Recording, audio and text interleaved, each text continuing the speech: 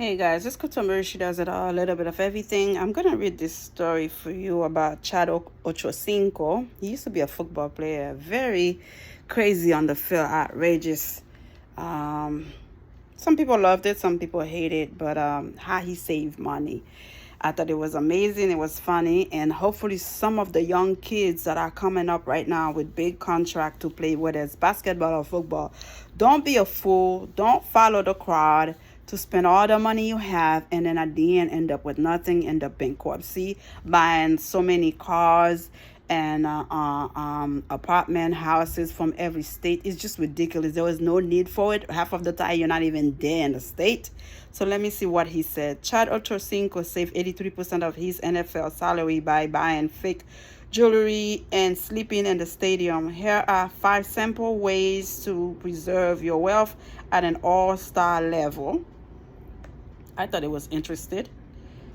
There is nothing money can buy that's bigger than your name. At least that's what retired NFL Chad Ochocinco, who wore the number 85 and went by the nickname Ochocinco, told Fox Sports host Shannon Sharp when explaining his frugal spending habits. Why am I driving a Rolls Royce when I am Ochocinco? Why I am buying a $50,000, $80,000 watch? Time is free. So what am I paying for? He asked on the Club Shay podcast. There is nothing I can buy that's bigger than my name alone. The former wide receiver for the Cincinnati Bengals and the New England Patriots made close to $49 million over 11 NFL seasons, according to Spotrac. And using his unique money mindset, he claimed to have saved 83% of that astonishing total. What makes Johnson's money management extra expressive? Many iconic NFL stars have gone broke after falling prey to the league's extravagant spending culture and other financial challenges like divorce or suffering a career-ending injury. That is true. Ochocinco wore fake jewelry from Claire's, only ever leased his exotic cars and flew on budget airlines to save money. He even admitted to living in the Bengals stadium for 2 years so he didn't have to rent or buy any house. Yeah, that's really cheap. Everybody's caught up in image, looking a certain way and being rich, he said. It's pointless. While your career earning may pale in comparison to Ochocinco's cool $49 million, here are 5 ways to preserve and build your wealth at an all-star level. Understanding the game.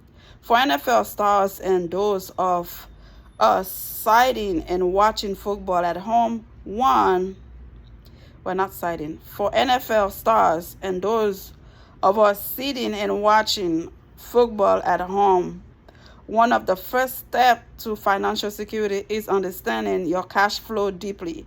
According to Mike Olivier, a registered financial advisor with the NFL. And I'm going to continue here. See what else he has to say. I think it's a very important lesson to learn.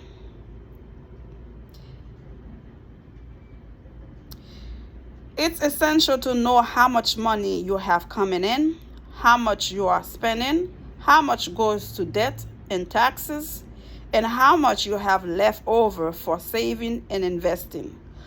Olivier said he encourages NFL players to run their careers as if a business, which means they need to understand financial statements like the balance sheet, income statement, cash flow, and equity. It makes sense.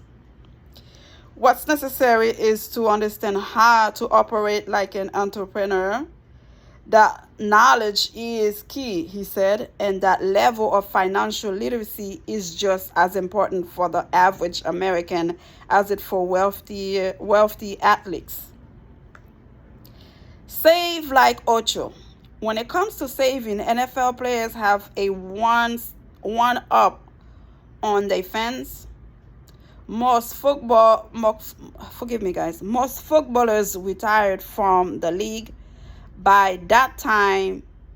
They are 30, long before the average U.S. retirement age of 64, which means they have longer to save and put their money to work. According to Olivia, the optimum saving rate, the percentage of gross income you can save, is 20%. Still, most people struggle to save even 5% due to ongoing expenses like mortgages, insurance, and paying off loans. With professional athletes, because they are generating so much of their lifetime earning in a short period of time, they may be able to save 80% of that income, Olivia explained. With that much money tied up in saving, NFL stars can really capitalize on compound interest. Johnson said, no to no to sports cars, and blind to save. Oh God, what's going on, guys? I really need glasses. Johnson said no to sports cars and blind to save much of his career earnings. Like the NFL star, you might want to consider expenditures you can say no to. Put your money to work. How do rich people get rich? Beyond inheriting money or lending a cash windfall like freshly drafted NFL players. It's business ownership. It's having some interest in business, where it's your own or another. Whether it's your own or another, such as stock options, RSUs, or some other ownership of stocks, said Olivia, who is a senior partner of Westpac Wealth Partners and the head of strategy at the Olivia Team virtual family office. Or it's likely to be real estate or some passive income vehicles. If I think about an NFL athlete, how do we create it so that they are utilizing holding things or financial vehicles that are beneficial, that generates yields, that are safe and liquid, so that they have access to capital or to then be able to generate passive income ultimately when they are no longer in the league. While you may not consider yourself rich, it's still worth accumulating assets if you can, to help you reach your long-term financial ambitions.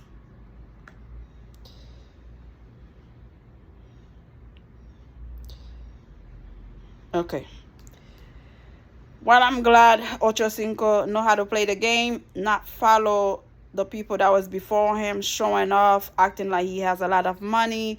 Yes, he had money, but at the end of the day, he didn't have to wear them himself. He didn't have to go buy luxurious cars, live in expensive apartment. He saved 83%. The moral of the story is the man lived in a stadium for 2 years. That I thought it was cheap, because I know he could afford at least a little apartment, but he didn't want to spend the money, period. And at the end of the day, well done, because he was able to save 83% of his income, which is $49 million. 83% of $49 million, that's a lot of money. And I'm happy he was able to do it. He played them, and he wore fake jewelry. He did what he had to do. But at the end of the day, he made it. That's what counts. That's what matters. Okay? There was a lot of misstep reading that, trying to read it really fast, and I got caught up in some words, so forgive me. Try to understand the moral of the story. The man retired, have enough money to not ever have to worry about a job, because he didn't follow the rappers, the actors, the other football players, the basketball players who's living a lavish life. The people, some of them have different houses in different places, like Mayweather. He's crazy, man. He's crazy. 50 Cent buying a house from Mike Tyson. He said the house was so big, He did not even know some of the women that were there. He was afraid. He had to sell it because it was too much for him. Just because you have money don't mean you have to spend it crazily. Be very careful, because a lot of people before them had money and the money disappeared. So why spending your money like a crazy person? Again, I hope somebody can learn from that. At the end of the day, just because you have money don't mean you have to spend it crazy. Subscribe and let me know how you feel. Bye.